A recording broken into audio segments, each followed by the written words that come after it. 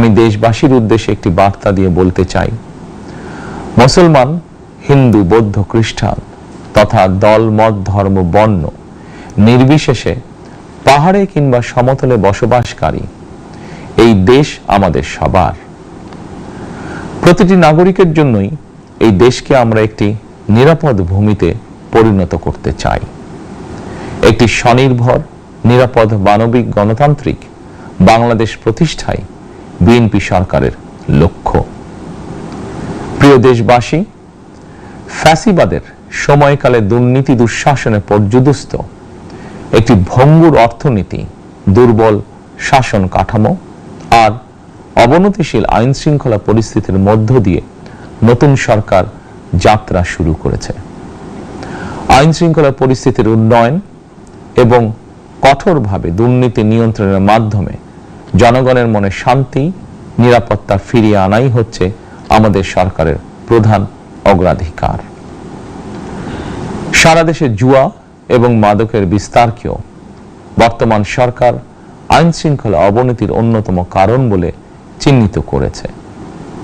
সুতরাং জুয়া এবং মাদক নিয়ন্ত্রণে আইন শৃঙ্খলা বাহিনী সব রকমের কঠোর পদক্ষেপ গ্রহণ করছে।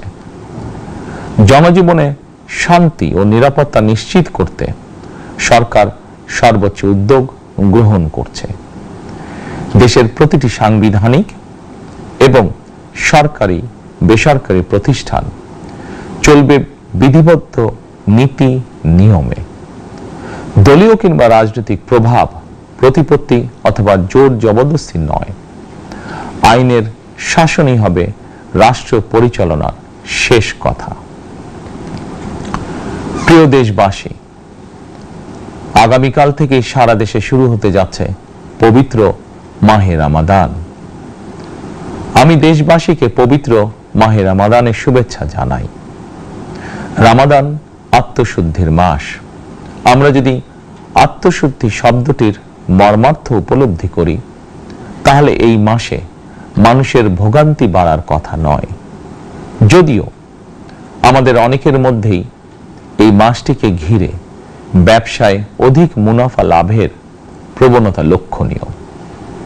আপনাদের প্রতি আমার বিনীত আহ্বান, রমাদানের পবিত্রতা রক্ষার্থে এই মাসটিকে আপনারা ব্যবসা মুনাফা লাভের মাস হিসাবে পরিগণিত করবেন না। দ্রব্যমূল্য যাতে সাধারণ মানুষের নাগালের বাইরে না যায়, এ ব্যাপারে ব্যবসায়ীরা দয়া করে সতর্ক থাকবেন।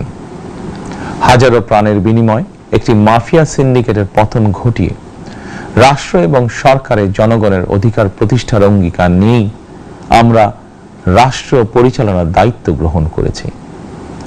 বিএনপি সরকার সকল ক্ষেত্রেই অনাচার অনিয়মের সকল সিন্ডিকেট ভেঙে দিতে বদ্ধপরিকর ইনশাআল্লাহ।